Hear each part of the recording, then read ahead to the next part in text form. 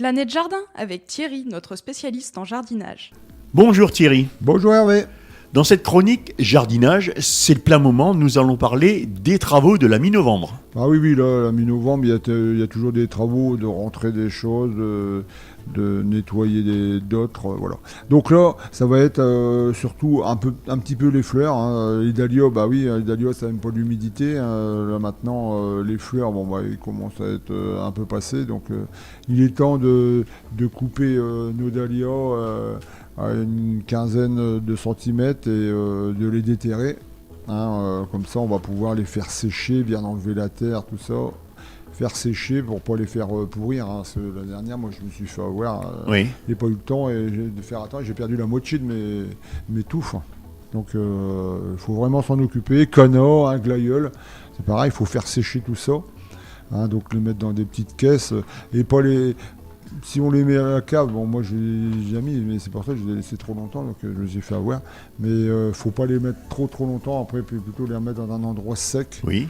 où ça gèle pas quand même, mais autrement c'est mieux que la cave, hein, parce que la cave, s'il y a humidité, Dahlia lui il aime pas, c'est sûr. Ni le glaïeul pas.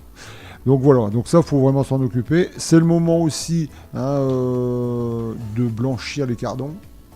Hein, Très important ça. Ouais, parce que là c'est quand même meilleur une fois que c'est un petit peu blanchi, c'est plus tendre.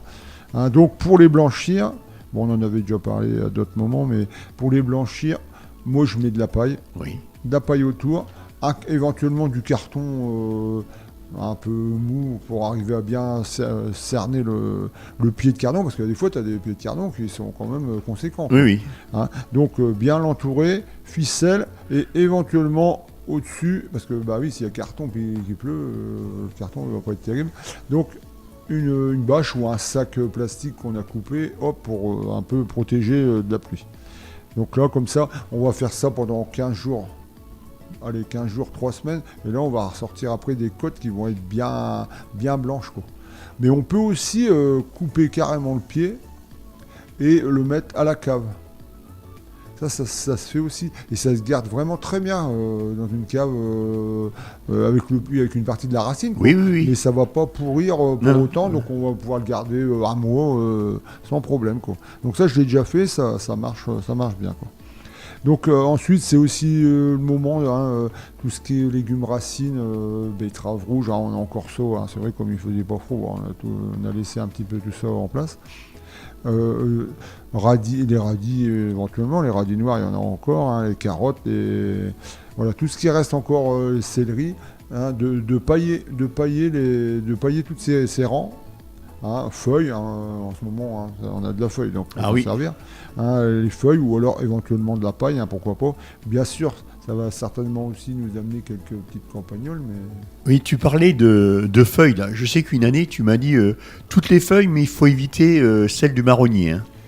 Il y a platane aussi. Oui. Le platane, c'est toutes les feuilles, franchement, toutes les feuilles, on peut s'en servir. Oui. Il n'y a aucun problème. Sauf qu'il y a des feuilles qui sont assez dures. Donc les platanes, les marronniers, tout ça, sont pas faciles à placer. Par contre, une feuille de bouleau, de cerisier, ça se décompose très très vite. Ça part tout de suite en humus, en compost, donc ça c'est super.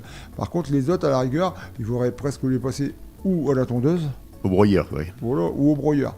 Et là, c'est impeccable. Mais tu as raison, c'est vrai que ces feuilles-là, ils sont un peu plus compliquées que les autres, mais en tout cas, il n'y a aucune feuille, même les feuilles de noyer, on dit les feuilles de noyer, bien sûr, mais il ne faut pas mettre que ça. Quoi. Non. Il faut faire un mélange, c'est comme quand on dit dans les composts, il ne faut pas mettre de citron, machin, un truc. On ne mange pas 50 kg de citron, c'est pas pour 3 rondelles que ça va changer tout le compost. Quoi.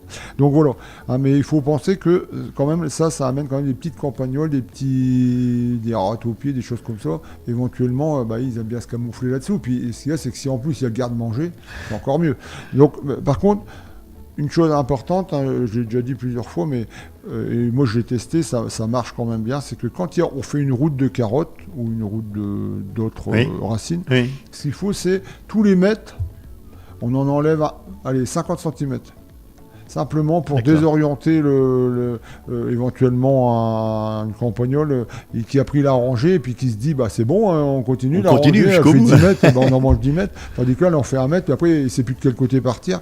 Donc ça c'est bien, ça le désoriente, ça peut permettre de gagner quelques quelques longueurs sans problème. Ensuite, il y a encore les artichauts, hein, parce que les artichauts, ça gèle. Donc là, il faut les pailler simplement pour l'hiver. Donc de la paille au pied, hein, bien les camoufler aussi pour l'année d'après, quoi. Thierry, tu peux nous donner le conseil du jour? Oui, le conseil du jour, là, ce serait la verveine citronnelle, tu connais? Oui, la verve. Ah, ça c'est Voilà. superbe ça. Voilà, donc ça, c'est vraiment un très bel petit arbuste. Mais il faut penser que ça gèle. Oui, exact. Ah, donc c'est simplement de bien penser de le rentrer. Ça a beau être un petit arbuste, ça fait un petit arbuste hein, Oui, quand oui. il est bien développé.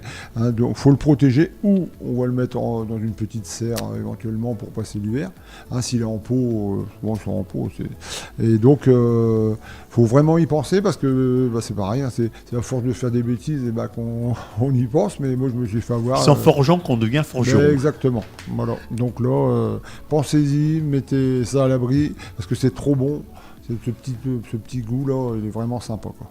Thierry, avant de fermer cette chronique, tu peux me dire où est-ce que l'on peut te rencontrer au Jardin des Partages? Donc oui, à Guiscard, sentier du Tour de Ville. C'est situé, en fin de compte, la petite ruelle situe en face l'entrée de l'ancienne maison de retraite, Oui. route de Fréniche. Et on peut te contacter comment? Avec ton téléphone? Oui, disons oui, par téléphone, hein, donc 06 47 25 26 91. Et autrement par mail éventuellement thierry.letupe, LETUPE, @orange.fr. Et on peut te rencontrer quel jour là-bas au Jardin des Partages? Disons qu'actuellement, je veux dire que j'y suis tout le temps, parce que j'ai mes locataires, mes poules qui ont besoin de moi matin et soir.